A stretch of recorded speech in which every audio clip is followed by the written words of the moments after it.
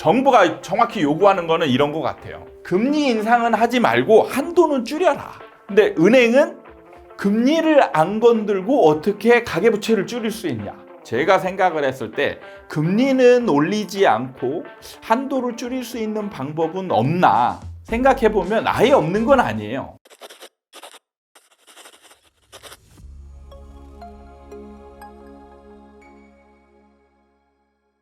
반갑습니다. 아파트 사이클 연구소 소장 이현철입니다. 얼마 전에 우리 영상에서 전세대출 중단에 관한 영상을 올렸고 굉장히 많은 반응들이 있었습니다. 그런데 최근에 대출 관련해서 은행과 금융감독위원회나 뭐 이런 데에서 이견이 발생하면서 우리 그 시장 참여자들 입장에서는 도대체 지금 어떤 상황이 벌어지는지 정확하게 지금 이들의 의도나 앞으로 진행될 방향의 행동이 어떻게 될지 굉장히 지금 헷갈리는 상황이 벌어지고 있습니다. 그게 뭔지 한번 좀 알아볼게요. 일단은 금융당국에서는 금리를 인상하지 말라 이렇게 주문을 했다는 거예요. 근데 은행은 정부가 가계부채, 정확히 말하자면 이제 가계부채를 좀 줄여라 이런 주문을 했다는 거죠. 그러니까 금리 인상을 하지 말고 가계부채는 줄여라. 그러니까 가계부채 관리는 해라라는 멘트는 있었던 것 같아요. 가계부채. 근데 은행 입장에서는 이제 무슨 소리냐? 가계부채를 줄이려면 금리 인상을 하지 않으면 안 된다 이런 논리를 펴는 거예요. 은행에서는. 그래서 은행은 니네들이 가계부채 관리해라, 가계부채 줄여라 이렇게 요구하고 있기 때문에 우리는 그 관리의 수단으로 금리 인상을 하는 것이다. 이렇게 말을 하고 있는 것 같습니다. 시중에서는 지금 금리가 가파르게 오르고 있어요. 근데 이제 정부 당국에서는 지금 금리 인상이 상당히 부담스러울 수밖에 없을 것 같긴 해요. 왜냐하면 지금 경기 자체가 좋은 상황이 아니잖아요. 경기가 좋지 않은데 금리가 올라가면 우리나라 경제에 심각한 타격을 줄 수 있기 때문에 일종의 딜레마적 상황에 갇히지 않았나 이런 생각이 드는데 가계부채는 거의 지금 최고치에 도달해 있고 이게 위험한 구간에 진입했다. 이렇게 이제 판단을 하고 있는 것 같고 근데 문제는 경기가 또 안 좋아요. 경기가 안 좋은데 돈은 시중에 많이 풀려 있다. 이게 지금 이제 딜레마인 것 같습니다. 근데 정부가 정확히 요구하는 거는 이런 것 같아요.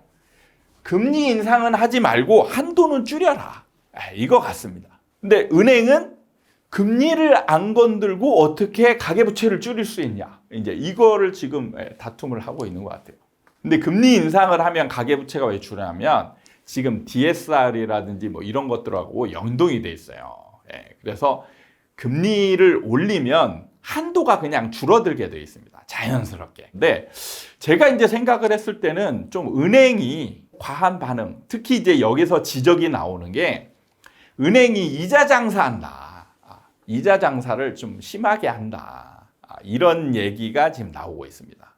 그러니까 예금 금리는 낮아요. 예금 금리는 낮는데 대출 이자를 급격하게 올리면서 지금 이 예대 마진이라고 하죠. 예대 마진이 지금 굉장히 커지고 있는 상황입니다. 그러니까 예대 마진이 크다는 거는 은행의 이윤이 커지고 있다라는 거죠. 제가 생각을 했을 때 금리는 올리지 않고 한도를 줄일 수 있는 방법은 없나 생각해보면 아예 없는 건 아니에요. 금리가 DSR에 연동이 되어 있기 때문에 금리를 올리지 않고 DSR 한도를 좀 줄여버리면 한도 자체는 줄어들게 돼 있고 그 다음에 이제 요즘 또 그 주문 때문인지 모르겠지만 상환 기간 있죠.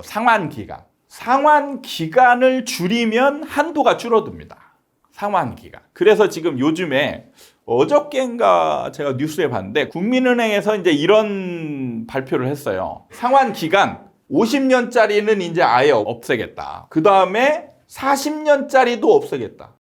그 다음에 거치 기간 1년짜리라도 거치만 있는 여러분 요즘은 거치라는 금융 상품을 잘 모르시죠. 지금으로부터 한 10년 전만 해도 거치 상품이 되게 많았어요. 대출에. 거치라는 건 뭐냐면 예를 들어서 1억을 빌리잖아요. 1억을 빌리면 이자가 예를 들어서 4%라고 가정할 때 총액이 그럼 1년에 400만 원이죠. 그러면 한 달에 약 30한 5만 원인가요?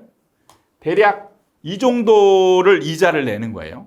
근데 거치식 상품은 뭐냐면 딱 이것만 되는 거예요. 근데 요즘은 원리금 균등 상환이라고 그래서 이자에다가 이 1억에 대한 원금을 일부를 계속 갚아나가요. 그래서 이게 한 60만 원 정도 원리금 상환액이라고 하죠. 원리금. 원리금이라는 건 원금과 이자를 같이 낸다. 이런 얘기예요. 원리금, 균등.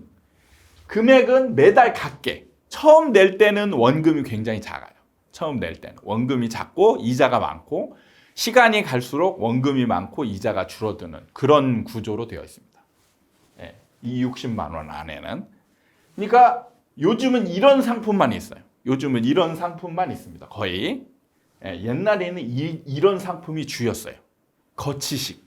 그래서 옛날에 저도 주담대 받을 때 거치, 3년 거치, 20년 상환 이런 상품들이 많았어요. 그래서 그 거치 기간을 많이 늘려놓고 내가 만약에 5년 후에 팔겠다 그러면은 5년 거치, 20년 상환 이렇게 해가지고 5년 동안 이자만 내다가 팔아요. 집을 팔고 그럼 그냥 원금 그대로 팔아서 갚으면 되는 거예요.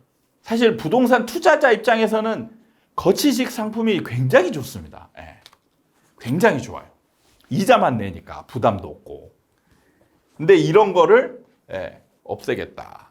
그리고 MCI인가요? 뭐 그 저번에 얘기했던 소액 보증금 원래 이제 대출을 할 때 최우선 변제금 서울 기준으로 5,500만 원입니다.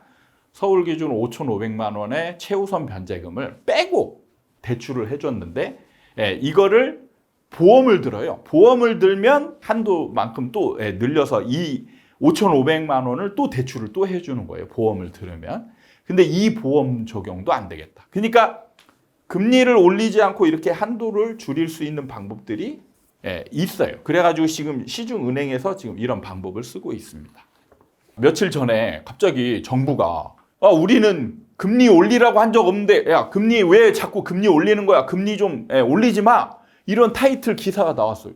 아니 근데 지금 우리 최근에 대출에 관한 영상을 찍을 때 지금 정부가 좀 주도로 하는 것 같다. 대출 규제를 한도도 줄이고 금리도 지금 올리고 이걸 봤을 때 은행이 자율적으로 하는 것 같진 않다. 이런 얘기를 했었단 말이에요. 근데 정부가 나서서 금리는 인상하지 말라고 했다. 이런 얘기 타이틀이 나와서 아니 저 뭔 소리야 지금 정부하고 지금 따로 놀고 있나? 지금 도대체 누가 주도하고 있는 거야? 이런 생각이 들었는데 종합해보니까 정부는 대출은 줄이려고 하고 있어요. 대출은. 그래서 대출 규제를 주도하고 있는 게 확실히 맞긴 맞습니다. 근데 정부가 이 줄이는 방법을 은행한테 요구하는데 니네들이 금리 인상을 통해서만 이런 대출 관리를 하는 거를 하지 마라 이 얘기인 거예요. 금융당국은 정확히 상황 판단을 하고 있고 최대한의 우리나라 경제 전반에 충격이 없는 한도 내에서 대출 관리를 하고 싶어 하는 것 같다라는 느낌을 받았고 은행은 이 기회를 통해서 이자 장사를 좀 해야 되겠다 이런 느낌이 있다라는 걸 느꼈습니다. 그래서 은행은 금리를 지금 가파르게 막 올리고 있어요. 근데 이런 상황을 보고 폭락론자 여러분들은 아마 환호성을 지르지 않을까 이런 생각을 갑자기 딱 폭락론자들은 기분 좋겠다 막 이런 생각이 들긴 했는데 지금 아마 상승론자들은 아마 지금 약간 멘붕이 오지 않았을까 이런 느낌도 들거든요. 지금 막 가자 이러고 있는데 갑자기 지금 대출이 막 한도도 줄고 금리도 올라가고 막 이런 상황이 벌어지니까 당황할 것 같은 그런 생각이 듭니다. 대부분 지금 집값이 올랐기 때문에 집을 사려고 하는 사람들이 자기 자금 가지고 그리고 대출을 빌려서 이제 사기에도 부담스러운 가격이거든요. 이런 상황에서 대출 한도를, 대출 금액을 줄여버리면 사실 집을 살 수 있는 여력, 우리가 수요하면 수요에서 가장 중요한 거는 구매 의사가 아니고요. 구매력을 가진 의사예요. 구매력이 중요하거든요. 수요라는 거는 구매하고 싶은 의사가 중요한 게 아닙니다. 여러분들은 집을 사고 싶은 의지는 우리 전 국민이 충만하죠. 충만합니다. 근데 거기에는 구매력이라는 한계가 있습니다. 그래서 수요는 구매력이 동반되어야 진짜 수요로 연결될 수 있기 때문에 이 한도를 줄이는 부분은 굉장히 중요한 부분이에요. 구매력을 확 낮추는 역할을 한다.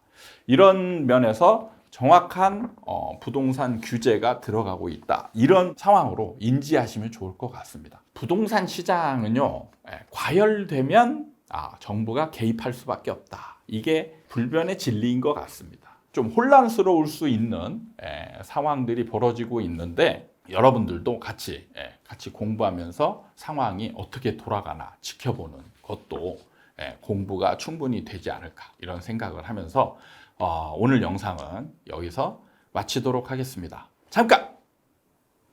지금 끝까지 보신 분들 중에 구독과 좋아요 누르지 않으신 분들은 좀 누르고 보세요. 누르고. 그래야 여러분들도 좋습니다. 네. 자, 그렇게 해주시고 다음 영상에서 또 뵙도록 하겠습니다. 감사합니다.